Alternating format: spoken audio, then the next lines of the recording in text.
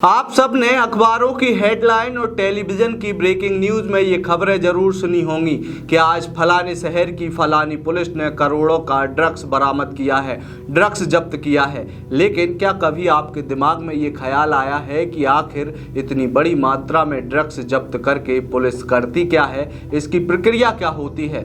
और ऐसा ही कुछ किया है मध्य प्रदेश पुलिस के द्वारा, जिसने 1-2 करोड़ नहीं बल्कि लगभग 50 करोड़ रुपए के ड्रग्स को नष्ट किया है। नमस्कार, मेरा नाम है अंकित और आप देखना शुरू कर चुके हैं आयुध। आज के वीडियो में हम आपको बताएंगे कि आखिरकार पुलिस के द्वारा इस जब्त किए गए ड्रग्स का किया जाता है, इसकी प्रक्रिया क्या होती है और मध्य प्रदेश के किस शहर में इतनी बड़ी मात्रा में पुलिस के द्वारा ड्रग्स को नष्ट किया है।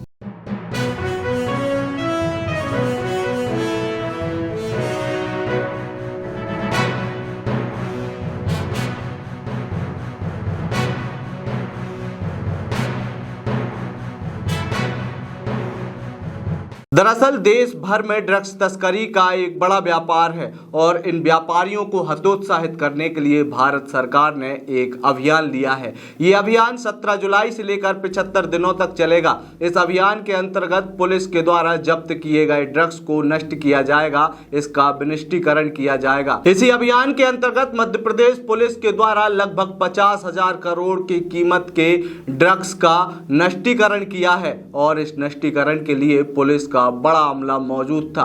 1 आईजी, 4 डीआईजी और लगभग 12 जिलों के एसपी इस प्रक्रिया के दौरान मौजूद रहे। इस दौरान लगभग 62 टन ड्रग्स, जिसमें ब्राउन शुगर, स्मैक, अफीम, गांजा, डोडा चूरा सहित तमाम प्रकार के मादक पदार्थों को 200 पुलिस जवानों की सुरक्षा में नष्ट किया गया। इस कार्यक्रम में खुद देश के गृह मंत्री अमित शाह वर्चुअली मौजूद थे, जिन्होंने इस प्रक्रिया को सराहा और मध्य प्रदेश पुलिस की इस कार्रवाई पर जमकर तारीफ भी की।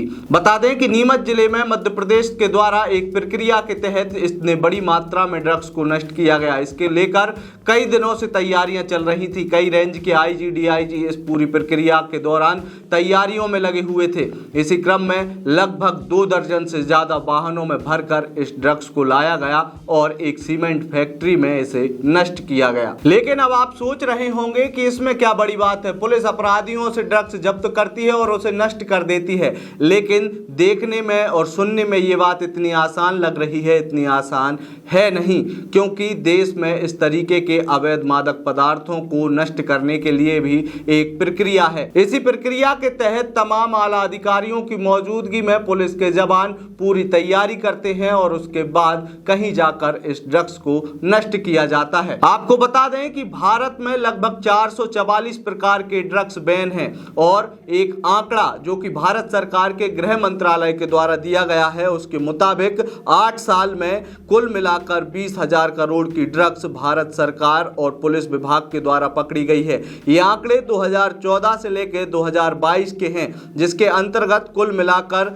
3,172 केस किए गए हैं और कुल मिलाकर इसमें आरोपियों की जो गिरफ्तारी हुई है वह 4,888 आरोपी हैं। 3.30 लाख किलो ड्रग्स जब्त किया गया है, जिसकी कुल कीमत 20,000 करोड़ रुपए है। कीमत इतनी ज्यादा है कि कई राज्यों का बजट भी इतना नहीं होता। इतनी बड़ी मात्रा में देश भर के पुलिस विभाग के द्वारा ड्रग्स को जब्त किया गया है और इसे नष्ट करने की भी प्रक्रिया अब मैं आपको बता देता हूं।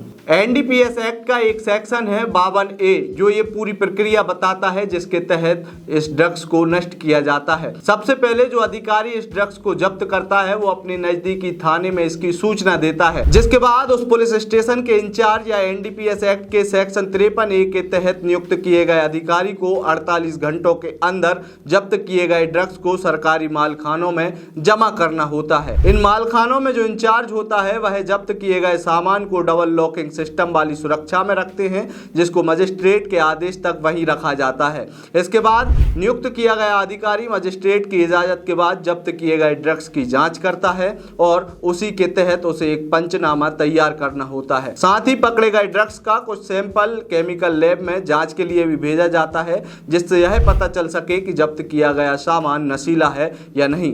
पंचनामा में जब्त किए गए ड्रग्स की तस्वीरें, उसके पैकिंग का तरीका, केमिकल लैब में भेजे गए सैंपल की रिपोर्ट भी शामिल की जाती है। इसके बाद पंचनामा मजिस्ट्रेट मजिस्ट्रेट के आगे पेश किया जाता है। अगर केमिकल लैब की रिपोर्ट में यह सामने आता है कि जब्त किया गया सामान नशीला है तो आमतौर पर मजिस्ट्रेट उसे जला देने का आदेश देता है। इसके बाद इन ड्रग्स को शहर के बाहर पुलिस एस्कॉर्ट की मदद से ले जाया जाता है, जहां पर गड्ढा खोदकर इन ड्रग्स को या तो जला दिया जाता है या किसी अन्य तरीके से नष्ट किया जाता है। इसी प्रक्रिया के तहत मध्य प्रदेश के नीमच में 50 करोड़ रुपए का ड्रग्स नष्ट किया गया है, जिसकी चर्चा अब हर तरफ है, क्योंकि मध्य प्रदेश में शायद ही इससे पहले ड्रग्स को नष्ट करने की इतनी बड़ी कार्रवाई पुलिस विभाग के द्वारा की गई हो। आपको ये रिपोर्ट कैसी लगी? ये रिपोर्ट यदि आपको पसंद आई हो तो आप अपनी प्रतिक्रिया कमेंट बॉक्स में जरूर दें। इसके अलावा आप हमें फेसबुक, ट्विटर और इंस्टाग्राम पर फॉलो करना ना भूलें। आपका बहुत बहुत धन्यवाद।